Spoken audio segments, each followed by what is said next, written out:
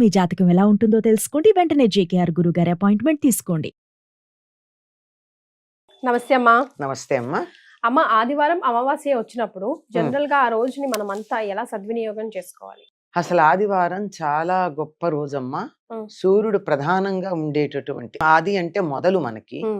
ఆ వారాలన్నీ కూడా వారాల పేర్లన్నీ చూడండి, అన్ని గ్రహాల పేర్లే ఉంటాయి కదా. అవునమ్మా. సోమవారం చంద్రుడు, మంగళవారం కుజుడు, బుధుడు, గురుడు, శుక్రుడు, శని అన్ని వాళ్ళ పేర్లేగా. ఆదివారం కూడా భానువారం అంటాం. భానువారం అంటే సూర్యుడు మొదటిది అనే ఉద్దేశంతో ఆదివారం అంటూ ఉంటాం. ఎందుకంటే ఆ రోజు తప్పనిసరిగా ఆ గ్రహం యొక్క ప్రభావం అధికంగా ఉంటుంది మనుషుల మీద, ప్రకృతి వాతావరణం అంతా కూడా. ఇది ఎంత శాస్త్రీయం అంటే ప్రపంచంలో ఏ ప్రాంతంలో వాళ్ళైనా వాళ్ళ భాషల్లో వారాలకి ఈ పేర్లే ఉన్నాయి. ఇంగ్లీష్ లో కూడా ఇవే పేర్లు కదా. SUN Sunday, Mann moon day, అట్లా అనమాట. సాటర్న్ సాటర్డే, అట్లా ఈ గ్రహాల పేర్లే ఉన్నాయి. ఎందుకు ఈ పేర్లు ఇలా పెట్టారు? భాష మారింది గాని విషయం మారలేదు కదా. ఎందుకు అంటే సూర్యోదయ సమయంలో ఏ హోర ఉంటే, హోర అన్నదే దరిదాపుల్లో ఇంగ్లీష్ లో అవర్ అన్న పదం వచ్చింది. HORA HOUR hour. ఏ హోర ఉంటే, ఏ గ్రహానికి సంబంధించిన హోర సూర్యోదయ సమయంలో ఉంటే ఆ రోజంతా ఆ గ్రహం ప్రభావం అధికంగా ఉంటుంది. సూర్యోదయ సమయంలో ఆదివారం నాడు ఏ హోర ఉంటుంది, దీన్ని బట్టి సూర్యుడిది ఉంటుంది. సూర్యుడి ప్రభావం. సూర్యుడు ఎవరు? ఆరోగ్యకారకుడు. ఆరోగ్యం భాస్కరాదిచ్చేత అన్నారు.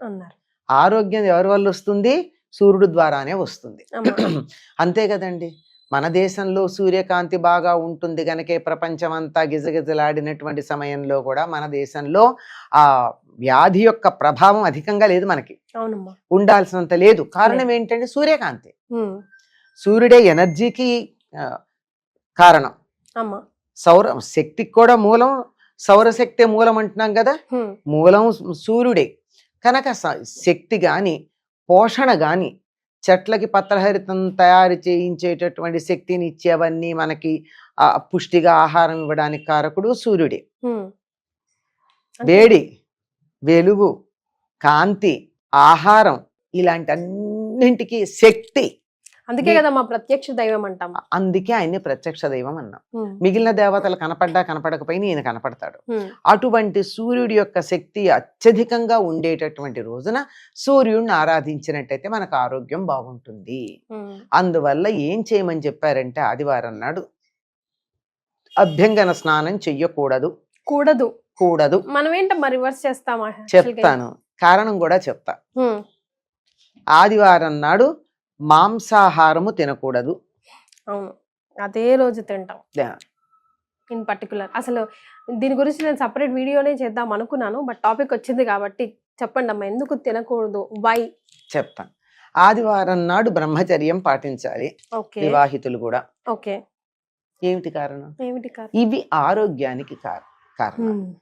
సూర్యశక్తి చాలా ఉచ్చ స్థానంలో ఉన్నప్పుడు ఆత్మకారకుడైనటువంటి సూర్యుడు ఈ ఆత్మ వేసుకున్నటువంటి చొక్కా కదా శరీరం, ఇది చక్కగా ఉండేట్టు చూసేటటువంటి సమయంలో దీనికి కావలసినటువంటి దోహదం చేసేట్టు ఉండాలి గాని దీన్ని చెడగొట్టే ఉండకూడదు. మాంసాహారం మానవులకి నియమితమైన ఆహారం కాదు. కావాలని మనం డైల్యూట్ అయిపోవాలి, మనలో స్ట్రెంగ్త్ పవర్ తగ్గిపోవాలని ఇలా డిసైడ్ చేశారు. యాక్చువల్ గా అయితే మనకి వెడ్నెస్డేనో ఎప్పుడు హాలిడే ఉండేదంట కదమ్మా ఇది వరకు. పూర్వం ఒక్క అమావాస్యకు ఉండేది సెలవు. అమావాస్య పాడ్యమి ఆ రెండింటిని అనధ్యయన దినాలు అన్నారు. అనధ్యయన దినాలంటే చదువుకోకూడని రోజులు. చదువుకోకూడదంటే చదువు వద్దని కాదు అక్కడ అర్థం. ఉపాధ్యాయుల దగ్గరికి వెళ్ళి విద్యార్థులు చదవడం కాక వాళ్ళ దగ్గర నేర్చుకున్నది ఇంట్లో ఉండి వీళ్ళు నేర్చుకుంటూ ఉంటే ఉపాధ్యాయులు పూర్తిగా 2 రోజులు ఉపాసనలో ఉంటారు. వాళ్ళకు కూడా ఉపాసన చేసుకోవాలి. 24 గంటలు చెప్పడమేనా, వాళ్ళు కూడా జపాలు తపాలు అవన్నీ చేసుకుని శక్తి పుంజుకోవాలి కదా. దానికి సంబంధించిన రోజు అమావాస్య నాడు పట్టెక్కువ ఉంటుంది దేనికైనా. ఎందుకంటే అమావాస్య నాడు సూర్యుడికి ఎక్కువ శక్తి, పూర్ణిమ నాడు చంద్రుడికి ప్రధాన శక్తి ఎక్కువ ఉంటుంది, అమావాస్య నాడు సూర్యుడికి ఎక్కువ ఉంటుంది. అందుకే ఎప్పుడైనా సూర్యగ్రహణాలు అమావాస్యకు వస్తాయి తప్ప వేరే సమయాల్లో రావు. కరెక్ట్. కనుక అటువంటి సౌరశక్తి లేదా సూర్యుడి యొక్క శక్తి అత్యధికంగా ఉండేటటువంటి రోజు గనక తనని తాను బలోపేతం చేసుకోవడానికి చదువు చెప్పడం కానీ అవన్నీ పక్కన పెట్టి ఎవరికి వాళ్ళు సాధన చేసుకుంటారు. మీరు గమనించి చూడండి, అమావాస్య నాడు మీరు పూజకు గాని ధ్యానానికి గాని కూర్చుంటే చాలా తొందరగా కాన్సన్ట్రేషన్ కుదురుతుంది, డైవర్షన్ తక్కువ ఉంటుంది. అందుకని ఆదివారం సూర్యుడికి సంబంధించింది, అమావాస్య సూర్యుడికి సంబంధించింది. ఈ రెండు కలిసి వచ్చినప్పుడు ఆరోగ్యానికి సంబంధించిన నియమాలు బాగా పాటిస్తే బాగుంటుంది. సో ఆ అమావాస్య రోజు అస్సలు చేయకూడని పనిలో మొట్టమొదటి తలంటు స్నానం చేయకూడదు, అమావాస్య గానీ ఆదివారం కానీ. అండ్ నాన్ వెజ్ తినకూడదు. అట్లీస్ట్ నాన్ వెజ్, దాంపత్యం, అది బ్రహ్మచర్యం పాటించాలి. ఇవి పాటించినట్టయితే ఆరోగ్యం బాగుంటుందమ్మా. వేరే విషయాలన్నీ పక్కన పెట్టండి, మనకు ఆరోగ్యం కావాలనుకుంటాం కదా. మిగిలిన 6 రోజులు బాగా ఆనందంగా ఉండాలంటే ఆరోగ్యం ఉండాలిగా. ఈ ఒక్కరోజు నియమం పాటించండి. కానీ మనకి ఈ మొత్తం కూడా మన శక్తి క్షీణించడానికి కారణమైనటువంటి ఈ 3 పనులు ఆదివారమే చేస్తున్నాం. ఆదివారం సెలవు గనక అభ్యంగనం, ఒంటికి నూనె రాసుకోవడం, నలుగులు పెట్టుకోవడం, తలంటు పోసుకోవడం, ఇవన్నీ చేసేస్తాం. ఈ రోజు మిగిలిన రోజుల్లో అంత కుదరదు గనక మాంసాహారం తినే వాళ్ళంతా రోజు మాంసాహారమే తింటారు. లేదు తింటారు కానీ ఇంట్లో వండని వాళ్ళు చాలా మంది తయారయ్యారు ఈ మధ్య. అంటే మా ఇంట్లో మేము తినమండి అంటారు, కానీ బయటకు వెళ్ళి ఇంట్లో తినరు. చాలా జాగ్రత్తగా అబద్ధం ఆడరండి. మా ఇంట్లో తినమండి, ఇంట్లో తినరంటే వాళ్ళ కుటుంబంలో ఎవరు తినరు అనుకున్నాను నేను.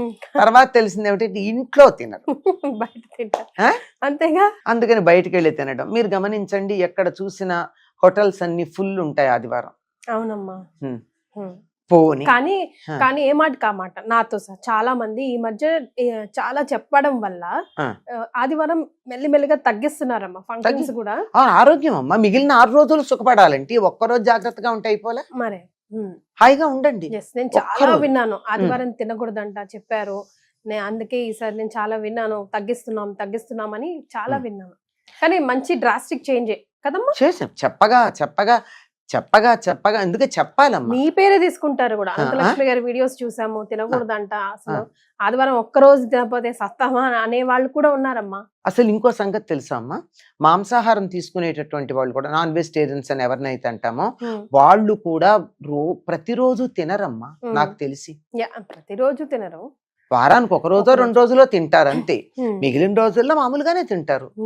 అంతేగాని ఈ మధ్య కాలంలో నేను గమనిస్తున్న కొన్ని కుటుంబాలు ఎలా ఉందంటే ప్రతిరోజు ఉంటుంది. అసలు ఆ నాన్ వెజిటేరియన్ లేని పూట ఉండదు. పొద్దున మధ్యాహ్నం, పొద్దున ఒకటి మధ్యాహ్నం, అందులో వెరైటీలు ఉంటాయి కదా, రకరకాలు ఉంటాయి. ఏదున్నా లేకపోయినా తప్పనిసరిగా ఆమ్లెట్ అన్నా ఉంటుంది, తేలిగ్గా అయిపోతుందని కదా. ఇలాంటివన్నీ ఉండేటప్పుడు ఈ మార్పులు క్రమక్రమంగా చెప్పగా వస్తాయి.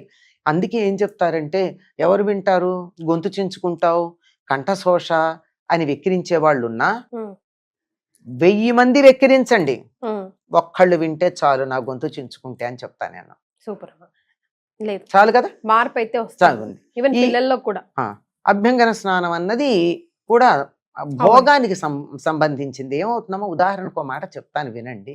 చక్కగా బాగా ఒంటికి నువ్వుల నూనె రాసుకుని అరగంట నాని ఎక్సర్సైజ్ చేసి తలకంతా నూనె పెట్టుకుని చాలా సేపు ఉండి ఎప్పుడో మధ్యాహ్నం కొంచెం ఆలస్యంగా స్నానం తలంతా రుద్దుకుని వేడి నీళ్ళతో తలంటి స్నానం చేసి వచ్చి బరువుగా నాన్ వెజిటేరియనో లేకపోతే వెజిటేరియన్సే కొంచెం హెవీగానో తిని కూర్చోండి, ఎలా ఉంటుంది?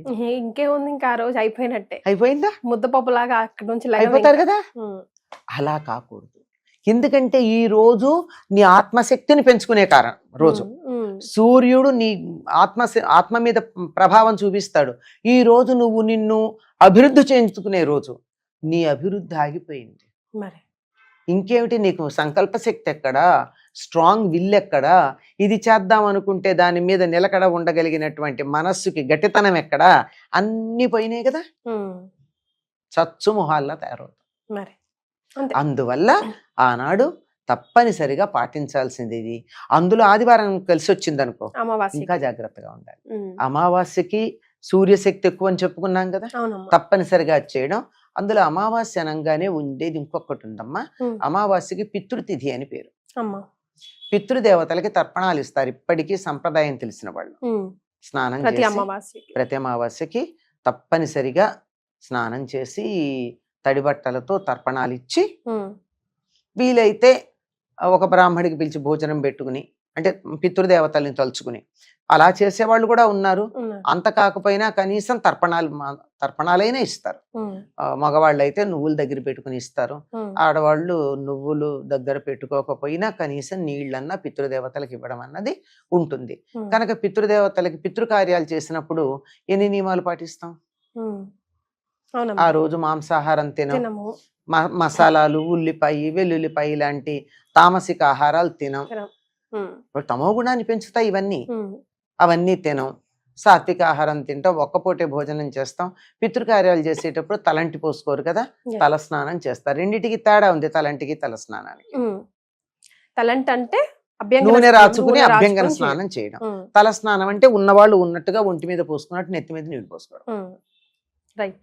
ఈ రెండింటికి చాలా తేడా, చాలా మందికి తేడా తెలియదు. అవునమ్మా, మనం దీని మీద ఒక వీడియో చేద్దాం. చేసాం. అలాగే మనం చేసిన వీడియో ఎంత బాగా వెళ్ళిందంటే చాలా మంది నాకు రెస్పాన్స్ కూడా ఇచ్చారు. ఎస్, తల స్నానం, అభ్యంగన మాకు స్నానం. తేడా ఉందమ్మా, రెండిటికి ఇన్నాళ్ళు తేడా తెలియదు ఉమ్. అని గబగబా లోపలికి వెళ్ళి స్నానానికి వెళ్ళిన వాళ్ళు కూడా, అయ్యో నేను ముత్తైదువుని కదా, అభ్యంగన స్నానం చేయాలి కానీ తల స్నానం చేయకూడదని బయటకు చొక్క చొక్క నూనె నామక ఇంత నూనె పెట్టుకుని వెళ్ళి స్నానం చేశాము అని చెప్పిన వాళ్ళు నాకు పదుల సంఖ్యలో ఉన్నారమ్మా. అవునమ్మా.